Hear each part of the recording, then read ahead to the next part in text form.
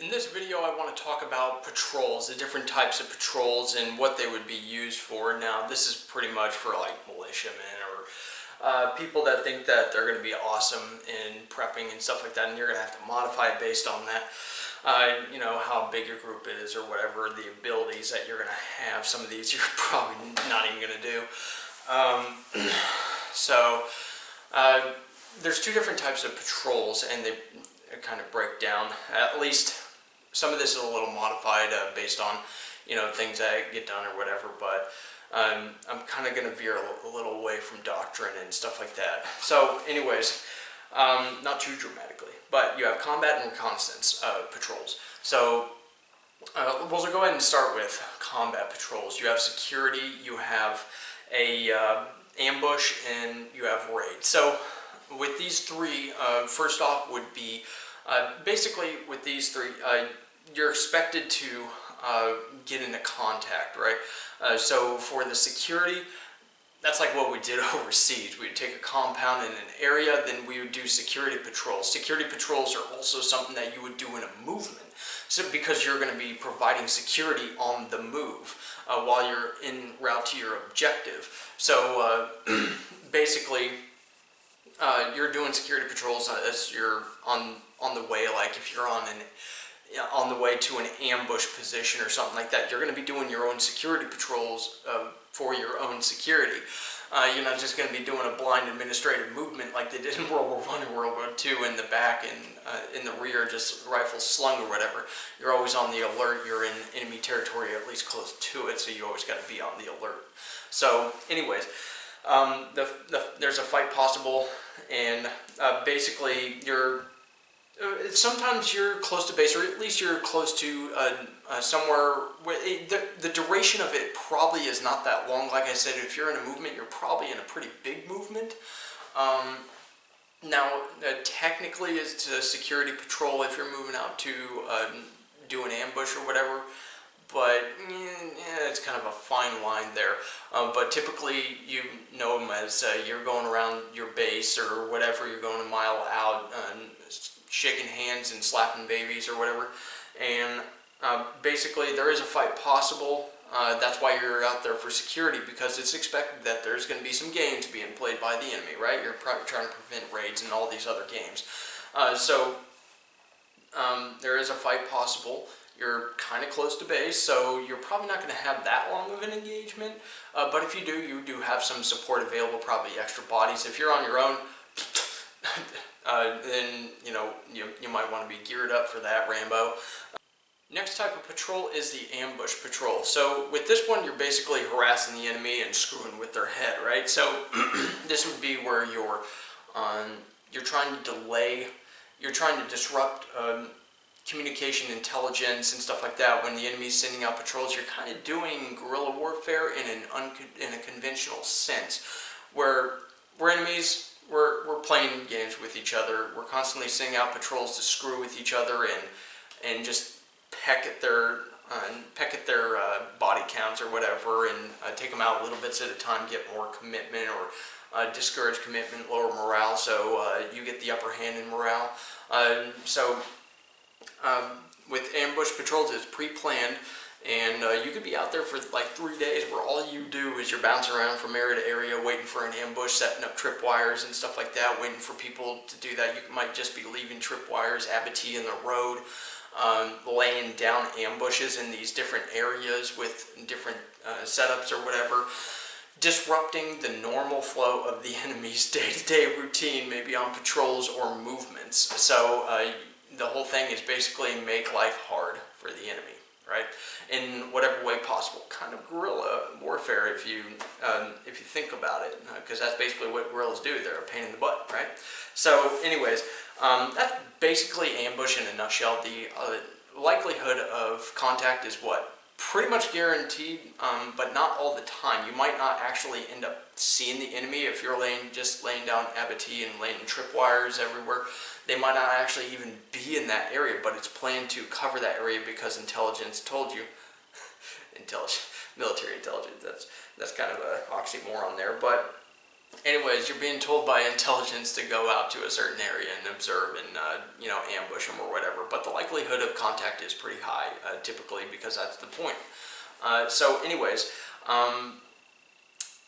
the next one is basically the little detail on ambush is it's pre-planned.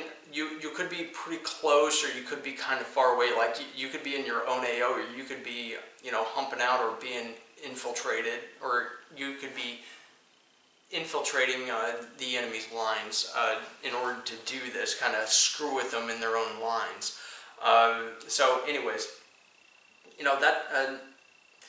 that's pretty much it in a nutshell for ambush. It's probably one of the coolest types of patrols to be on, where you're just snooping and pooping around and then laying hate on the enemy here and there to kind of mess with their heads. It's always good to be able to mess with somebody's head, right? So the last one is raid, a raid patrol. So this is basically like what you're doing is you're going to an area and you're attacking an area in order to take control of it, maybe rescue hostages, like the when they were releasing the prisoners in the Philippines in World War II. The Rangers went in and conducted one of the most famous raids, and they rescued the prisoners there. That's some hellacious stuff, and that's it's obviously pre-planned, and you're going to be in contact, so you're probably going to want a lot of mags and stuff like that. I'm going to get into the gear selection for these different types of patrols, but anyways, the fight is imminent. It's just a matter of time when you get to pull the trigger. It's going to typically be very short in its time because you don't want to hang around. Basically, the objective is to get intelligence, rescue people, or just really lay hate on their base. You may not even go onto the base. Most likely you're going to go onto it, but it could be harassing, could be overtaking you, stuff like that, but it's typically short term. And you're not far, you're most likely going to get some kind of support with it, at least some kind of QRF to kind of help you out and get you out of there. Or you've got a lot of bodies to cover your escape. So depending on the mission, basically that's a raid patrol. You're going out there to basically be the aggressor. And so it's kind of the same with the ambush, but this is a little bit more dramatic, a little more bold and ballsy. So that's your combat patrols in a nutshell. Now the next one is reconnaissance. Now, reconnaissance is something that's almost continuous. That's kind of a secondary role of a combat security patrol. Is you're trying to, or an ambush patrol or something, you're trying to get intelligence as you're doing it. You're trying to engage the enemy, get some kind of intelligence and stuff, but a reconnaissance patrol is basically where you're not trying to engage the enemy. You don't expect that you're going to engage the enemy. You are snooping and pooping strictly. You don't want to engage the enemy unless you're defending yourself and your priority is to break contact. You don't want to be in a major engagement. The idea of possibly losing a life and them getting intel on who's doing what, that could be a problem. Let them, not know that, right? So don't get found out is the basic principle. So it's going to basically be light and fast. This is something that actually was one of the missions that Marcus Luttrell was on in the famous movie and book Lone Survivor. They were basically doing reconnaissance, and if need be, they would be used to kill or capture that guy, because they're already in the field, why not, right? They did have QRF available, but the idea was to go ahead and get intelligence, spot them, and decide what to do from there. So in a sense, it was a reconnaissance patrol. With all that said, long-range reconnaissance and short-range or short-term or range reconnaissance. So short-range reconnaissance is like you're bouncing from area to area, like say invading a country, and you start out and 5 miles from the border, and you take that town or whatever, and the next objective is the other town. So you send out a recon team or a few recon teams, check the surrounding areas, get intelligence on any enemy movements and stuff like that, but they're still pretty close to base, and they report. And then there's long range reconnaissance, where basically you're kind of going into enemy territory just to find out how they're doing things everything else, and you could be gone for for a short term.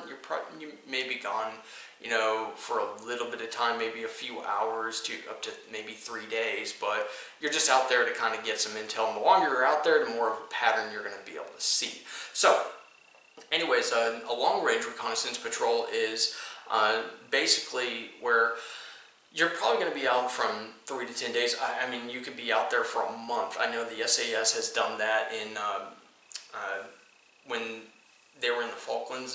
They had the SAS doing that in the Falklands, out there for 4 weeks, almost a month, and they were just there getting intelligence, calling in airstrikes, and as one of the roles they can have is sniping and taking out an HVT or whatever, but they're trying to get other intelligence as well. So you could be out there for a long time depending on what the mission is, and you're going to have to pack accordingly. And the thing about reconnaissance, you got to take a dump, you got to bring it with you, or at least you got to bury it pretty well, give it its own nice little funeral, right? So that's the kind of things you're looking at in a reconnaissance patrol. It's not really that easy. You're probably not bringing all too much ammo with you, because you're not expecting contact. However, you may want to have a good amount of firepower in your team, high caliber weapons, automatic riflemen and stuff like that. But anyways, for these different types of patrols, it's good to know what the purpose is and how to do them, basically, and how to be very effective at this. Now I'm just going over the types of patrols and little bits about them, but there's a lot of good information in books like Marine Rifle Squad or Patrolling and Scouting and stuff like that, and I'll put links to those below for PDFs. Pretty good read. So anyways, I appreciate you all watching. Go ahead and visit my blog at doitright.org. I've got some subjects on this, and I intend to write some more, but go ahead and leave a comment below, give me a like and subscribe, and enjoy any discussions you guys can bring up, any experiences or something like that. But anyways, I appreciate you all watching, and you guys have a good one.